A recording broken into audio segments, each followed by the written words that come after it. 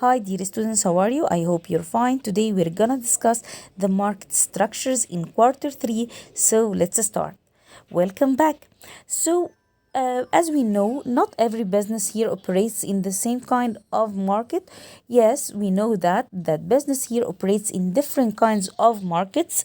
Each market has its own characteristics. We have to know that each market we have here for each market has its own characters that specifies this market by the number of sellers. What are here, this is a very good question, what are the characteristics, the characters for each market?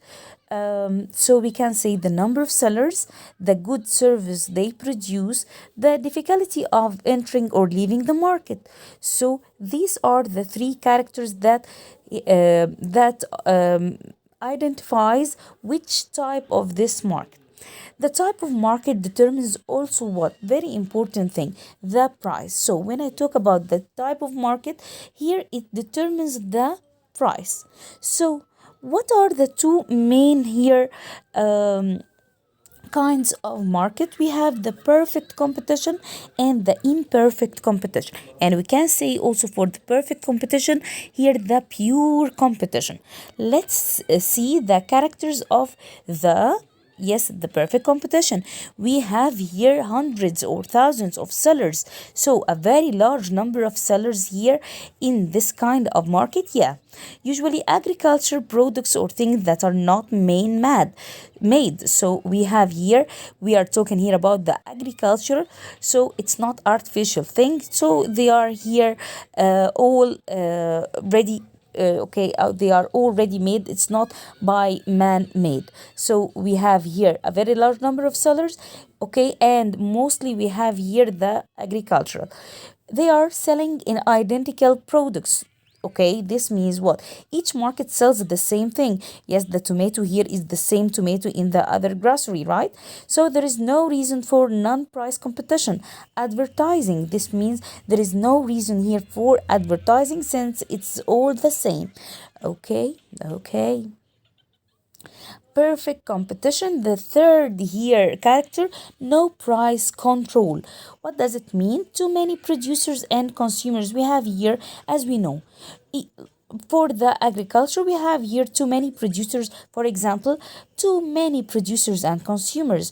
No one seller controls price. Okay, so we don't have just one seller that controls here the price. No, here it's very fair.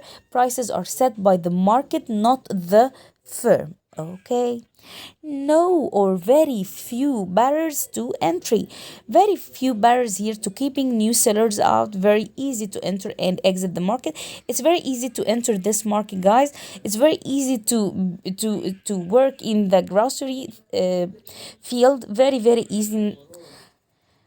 We have here examples: farmers, agricultural producers, orange growers, sweet corn growers, apple growers, wheat growers, and so on. And also the fisheries, bass, trout, and salmon. It's okay. No tool for competition.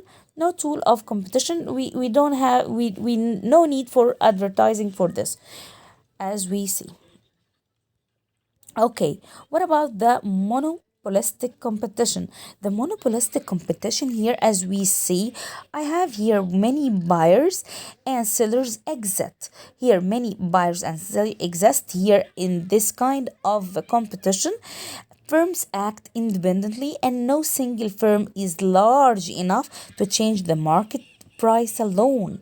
So here I have many and many sellers and buyers. Here, for example, the jeans, as we see here, we have here what we have here a lot of people who are selling and a lot of people who are buying the jeans, right?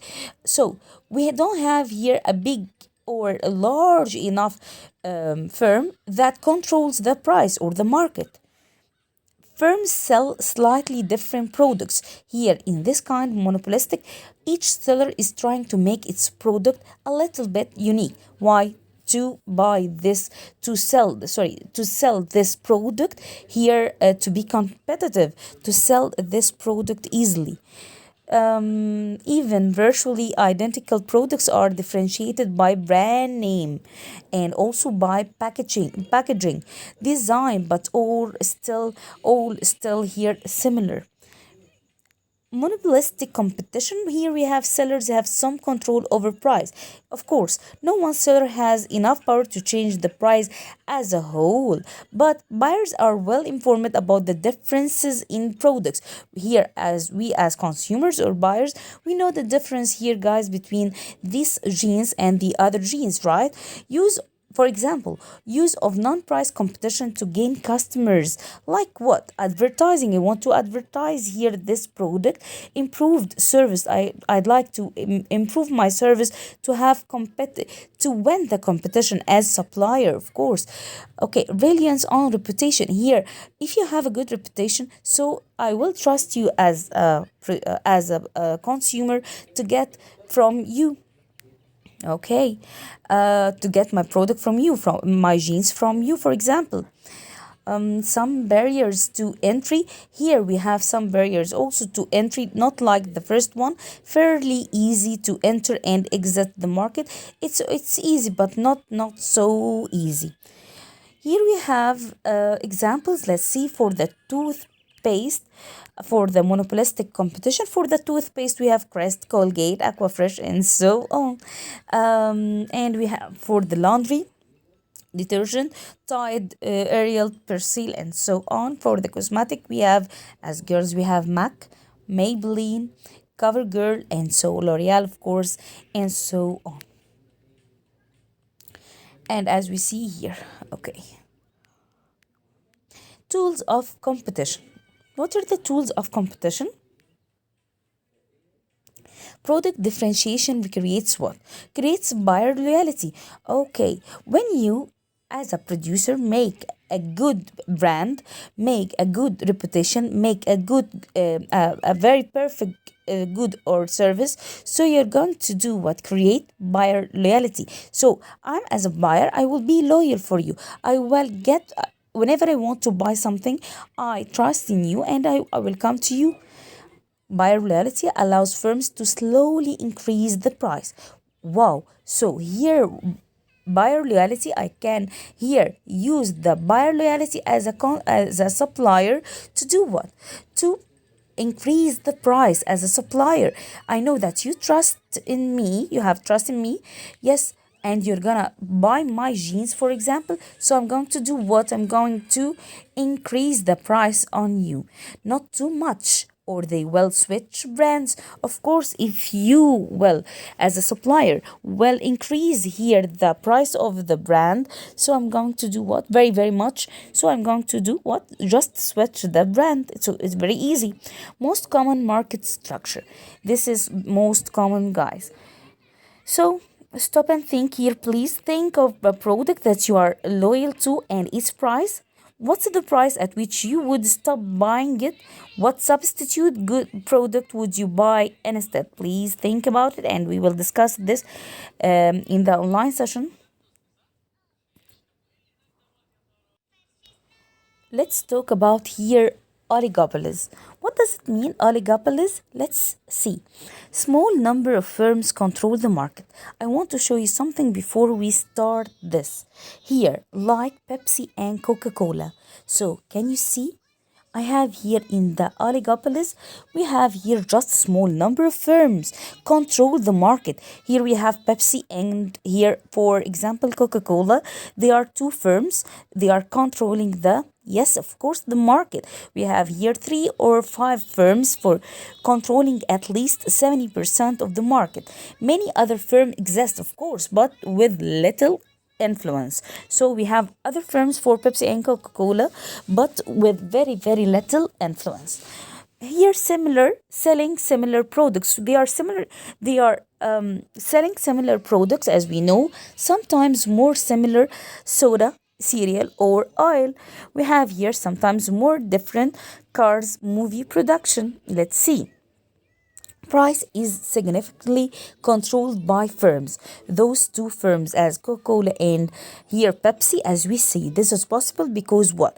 Of brand loyalty and ease to access. Okay, product information is easily available in this kind. Of course, because we have just two. For example, Pepsi and Coca-Cola use non-price competition advertising. Here we are using, of course, the advertising. As we see, they are using a lot of celebrities here also to advertise for their brand. High barriers to entry. Here we have a very big difference, because we have here what? It's very hard to get into the group. They have their own patents and raw materials, of course, making it hard to compete. So they have their ingredients and making it very hard to compete. So we have here some examples like phone companies outside and inside Egypt. We have Vodafone and we have Salat and we have what else? And Mobil. TV networks, NBC, CBS, ABC. This is for the US. And we have the car companies like Ford, General Motors, and here this one. So as we see types of tools of competition, price leadership. Price leadership, of course, when one firm offers a new product at a certain price, the others must follow for fear of losing customers. So what happens here? Here, me as a firm, I'm offering a new product at a certain price. So the others will do what? Will follow you, fearing of losing customers, and the customers will go to you, of course. Cartels, organizations in which agreements are made to cooperate and reduce competition among the firms. So we have here some organizations that agreements are made to cooperate and reduce competition among the firms, of course. So what do you think, guys? Why would oligopolies want to reduce competition? Of course, to do what? We will discuss. Let's talk about monopolies here. Monopolies, yeah. Monopolies, this means that I'm having mono. Mono means one firm. I'm having just one firm that controls the market, and we are having here some trouble as consumers. The only seller that consumers have access to, sometimes on purpose, sometimes by chance. So product is completely unique. Of course, because we have just one firm. There are no close substitutes, is the only one of kind around. So what do you think will happen if this company or this firm increase or raise the price of the product? What do you think what will happen? Almost complete control of the price. They have the full control on the price because they are the only seller. Sometimes the government provides some regulations on that. So we have barriers to enter the market are extremely high. Why? Because here nearly impossible to become a monopoly. Very few monopolies exist. Here, what do you think, guys? Are monopolies here legal or illegal? What do you think? So, four types of legal monopolies. Let's talk about them. Natural monopoly in sectors. So, natural monopoly in sectors where competition would be what? Chaotic or impractical, or costs are lowest when only one firm exists. Utility companies, gas, electric, trash, of course. Here the again, what does it mean, natural monopoly? Here in some sectors we have where competition would be here impractical, not practical, or costs are lowest when only one firm exists. This will be easier for us, like what? The gas, the electric, also the trash, as we know, the trash company. Government monopoly. What about the government monopoly? Deal mostly with economic products needed for public welfare. So I'm here dealing with what? The public welfare. I'm here as a government, like doing what? Interstate highway system, public schools, and post office. So here, very important that the government will have monopoly. Geographic monopoly. when a firm is the only seller of a good in a specific location by chance. Here by chance, not in purpose. The only general store in a small town. Technological monopoly. What about the technological monopoly? Usually the result of a patent. You're doing some new invention or technology. So this is the technological monopoly.